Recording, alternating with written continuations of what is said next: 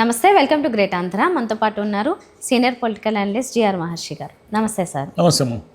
Sir, ఈ తుఫాను దాటికి రైతాంగం చాలా నష్టపోయింది, చాలా పంటలు నష్టపోయాయి. దానికి సంబంధించి ఆల్రెడీ చంద్రబాబు నాయుడు గారు కావచ్చు, లోకేష్ గారు, పవన్ కళ్యాణ్ గారు వీళ్ళందరూ కూడా దాని మీద కొన్ని సమీక్షలు చేసుకున్నారు.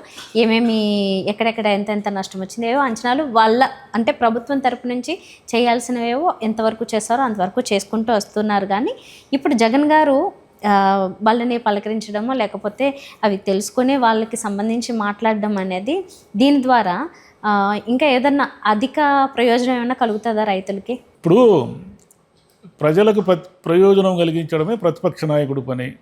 ఈయన రాక వల్ల, ఈయన పర్యటన వల్ల ఆ పని జరిగితే ఓకే. అయితే ఇప్పుడు జగన్ గారి పర్యటన మీద రెండు రకాల వార్తలు వస్తున్నాయి. ఒకటి ఏమిటంటే, జనరల్గా ఆయన వస్తే జనం వస్తారు, వేలాది మంది వచ్చేస్తారు.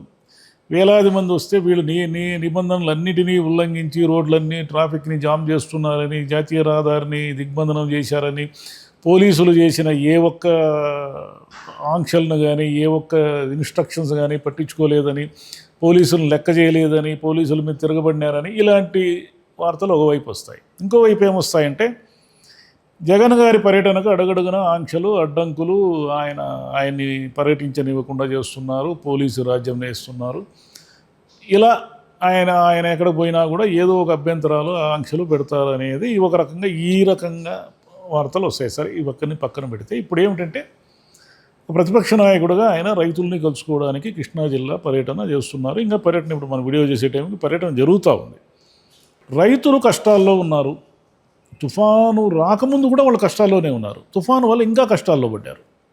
తుఫాను రాకముందు ఎలాంటి కష్టాల్లో ఉన్నారంటే, వాళ్ళు మామూలుగా రైతుకున్న ఇబ్బంది ఏమిటంటే, ఒకటి పెట్టుబడికి ఏదో అప్పులు చేసి పెట్టుబడి పెట్టుకుంటాడు. పెట్టుబడి పెట్టుకున్న తర్వాత మొన్న యూరియా కోసం ఎట్లా ఎన్ని తిప్పలు పడినారో, ఎన్ని ఇబ్బందులు పడినారో వార్తల్లో చూసాం మనము. యూరియా కోసం తిప్పలు పడినారు, ఆ బాధలు పడినారు, ఎరువులు, క్రిమి సంహారక మందులు, ఈ బాధలన్నీ పడిన తర్వాత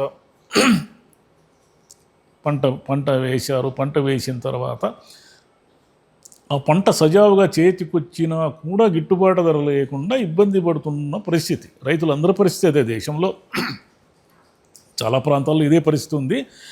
ఆంధ్రప్రదేశ్ ఒకటే దీనికి ఏం మినహాయింపు కాదు, కానీ ఆంధ్రప్రదేశ్లో ఇంకా ఎక్కువ ఉంది. అంటే ప్రభుత్వాలు పెద్ద సపోర్ట్ చేయకపోవడం అనే దానివల్ల మామిడి రైతులైతేనేమి, పత్తి రైతులైతేనేమి, మిరప రైతులైతేనేమి, మొన్న చూసాం కదా మొక్కజొన్న రైతులైతేనేమి, వీళ్ళందరూ ఇబ్బందులు పడడము, జగన్ గారు అక్కడికి పోయి వాళ్ళని ఏదో సపోర్ట్ చేయడము, జగన్ గారు వెళ్ళిన తర్వాత లేక వెళ్ళక ముందు వాళ్ళకి ఏదో మద్దతు ధర ప్రకటిస్తున్నాము, అన్ని సమస్యలన్నీ పరిష్కారం అయిన తర్వాత ఆ క్రెడిట్ అంతా తాను తీసుకోవడానికి జగన్ గారు వచ్చి ఇదంతా డ్రామా ఆడుతున్నారు, దిస్ ఈజ్ పొలిటికల్ డ్రామా అన్నట్టుగా ఆయన మీద విమర్శలు ఇవన్నీ. సరే, ఆయన వెళ్ళడం వల్ల ఏదో ప్రయోజనం రైతులకు చేకూరిందా లేదా అనేది పాయింట్. ఇప్పుడు ఏమిటంటే, ఉన్న పంట కూడా పోయింది. ముఖ్యంగా వరి రైతులు చాలా దారుణంగా దెబ్బతిన్నారు. దెబ్బతినడంతో పాటు ఏం జరిగిందంటే, బ్యాంకు రుణాలు తీసుకుని బీమా చెల్లించిన కొన్ని ఏదో 17 లక్షల మంది రైతులకు తప్ప మిగిలిన ఎవరికీ కూడా బీమా రాదు. ఎందుకు రాదంటే, గవర్నమెంట్ పే చేయలేదు.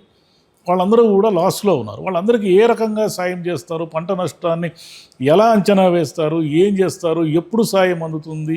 ఇప్పుడు చంద్రబాబు నాయుడు గారేమో 5,200 కోట్లు ఎంతో నష్టమైంది, కేంద్రం నుంచి ఏదో సాయం కోరారు. కేంద్రం ఎంతో కొంత ఇవ్వచ్చు, ఇవ్వకుండా కూడా పోవచ్చు. ఎందుకంటే చంద్రబాబు గారికి అక్కడ పలుకుబడి ఉంది కాబట్టి ఎంతో కొంత సాయం తెచ్చుకునే అవకాశమే ఉంది. ఇప్పుడు ఏమిటంటే, మిగిలిన రైతులందరూ కూడా, బీమా లేని రైతులందరూ కూడా ఇబ్బందులు పడుతున్నారు. దానికి తోడు గతంలో ఏమిటంటే, గ్రామాల్లో కొంత రైతులకి సపోర్టింగ్ అదేమంటారు ఒక నెట్వర్క్ ఉండేది. వాలంటీర్లు అయితేనేమి, సచివాలయం అయితేనేమి, రైతు భరోసా కేంద్రాలు అయితేనేమి, ఇవన్నీ కూడా ఎంతో కొంత రైతులకి ఉపయోగకరంగా ఉండేటివి. చంద్రబాబు నాయుడు గారు వచ్చిన తర్వాత ఆ వ్యవస్థల్ని సరిగా పనిచేయకుండా నిర్వీర్యం చేశారు అనే ఒక అపవాదు, ఒక విమర్శనైతే ఆయన మూటగట్టుకున్నారు. ఇది కాకుండా రైతులకున్న అసలైన ఇబ్బంది ఏమిటంటే, ఇప్పుడు ఈ పంట నష్టాన్ని ఎలా చేస్తారు? కరెక్ట్గా చేస్తారా? ఊరికే అధికారులు తూతూ మంత్రం రాసుకొని రైతులకి నష్టపరిహారం సరిగా అందకుండా చేస్తారా? ఏం చేస్తారు అనేది పాయింట్. ఇప్పుడేమో జగన్ గారు ఈరోజు సాయంత్రం ఏదో చూస్తారు, పంటల నష్టాలన్నీ చూస్తారు, రైతులకు ఇట్లా అన్యాయం చేశారు, రైతులకు అంత ఇవ్వాలి ఇంత ఇవ్వాలి అంటారు. పోనీ ఆయన ఏదో ప్రతిపక్ష నాయకుడుగా ఆయన ప్రెజర్ పెంచడం వల్ల అనవసరంగా ఆయన విమర్శలకి అంటే ఆయనకి ఎక్కడ మంచి పేరు వస్తుందో అనే భయం వల్ల కావచ్చు, ఏదైనా కారణాలు కావచ్చు, రైతులకు ఎంతో కొంత మేలు జరిగితే అది ఓకే. ఇది కాకుండా వీళ్ళు 20,000 ఇస్తామని చెప్పారు, అది మోసం చేశారు అనేది ఒకటి రైతుల మనసుల్లో బాధ ఉంది. మీరు ఏం చెప్పారు, కేంద్రం ఇచ్చేదాంతో సంబంధం లేకుండా 20,000 ఇస్తామన్నారు. ఇప్పటికీ ఏదో ఇవ్వాలంటే ఇచ్చినట్టుగా ఉంది తప్ప రైతులకు పూర్తి స్థాయి సాయం అందడం లేదు. రైతులు ఎందుకో చంద్రబాబు నాయుడు గారు, ముఖ్యంగా మనది రూరల్ ఉన్నది, ఆంధ్రప్రదేశ్ అంతా వ్యవసాయ ఆధారిత రాష్ట్రం, కానీ రైతుల గురించి ఆయన మాట్లాడకుండా ఏదో టెక్నాలజీ అంటూ ఉంటారు, గూగుల్ అంటూ ఉంటారు, లండన్ పోయి పెట్టుబడులు తెస్తానంటుంటారు. వీళ్ళు ముందు రైతులు బాగుంటాయి కదా మీరు ఈ పెట్టుబడులు తెచ్చేది, ఉద్యోగాలు ఇవన్నీ కూడా. రైతుల పిల్లలు కూడా చదువుకోవాలి కదా, రైతులకు కూడా వాళ్ళ పిల్లలు చదువుకోవాలి. మీరు చెప్పే చంద్రబాబు నాయుడు గారు చెప్పే సాఫ్ట్వేర్ ఉద్యోగాలు ఇవన్నీ కూడా వాళ్ళు అందుకోవాలంటే ముందు రైతుల దగ్గర 4 డబ్బులు ఉండి వాళ్ళని పిల్లల్ని చదివించుకుంటే కదా వాళ్ళు సాఫ్ట్వేర్ అయ్యేది రేపు. ఇది ఏమీ లేకుండా, రైతులకి సపోర్టింగ్ సిస్టమ్ లేకుండా, రైతులు ప్రతిసారి చంద్రబాబు నాయుడు గారు గవర్నమెంట్ వస్తే ఎందుకు రైతులు అసహనంగా ఉంటారు. ఎందుకు అసహనంగా ఉంటారంటే ఆయన రైతుల గురించి మాట్లాడాడు. ఆయన తెల్లారి లేస్తే చేయాల్సిన పని ఏమి, రైతుల దగ్గరికి ఆయన నెలలో 30 రోజుల్లో 15 రోజులు రైతుల సమస్యలు, రైతు గురించే మాట్లాడుతూ ఉంటే ఆయన మీద నమ్మకం పెరుగుతుంది. ఆయన ఎప్పుడు 30 రోజులు 29 రోజులు సాఫ్ట్వేరు, గూగుల్, జర్మనీకి పోయి పెట్టుబడులు తెస్తా, లండన్కి పోయి పెట్టుబడులు తెస్తా, అమరావతిని మహానగరం చేస్తా, ఇవన్నీ రైతులకు అన్నం పెడతాయా ఎక్కడైనా? ఆంధ్రప్రదేశ్లో ఉన్న లక్షలాది మంది రైతులకు మీరు చెప్పే ఏదైనా అన్నం పెడుతుందా? పెట్టదు కదా.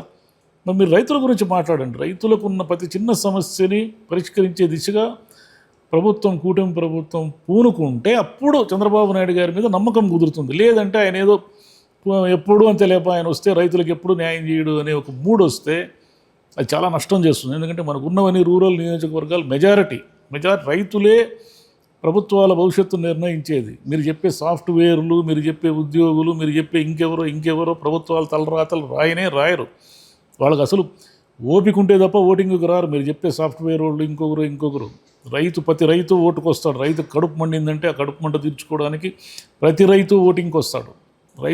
రైతు కోపం వస్తే చాలా కష్టం ప్రభుత్వాలు మిగలడం. అంటే చంద్రబాబు నాయుడు గారు ఇప్పటికైనా తెలుసుకుంటారు అని ఆశిద్దాం. Thank you sir. Thank you.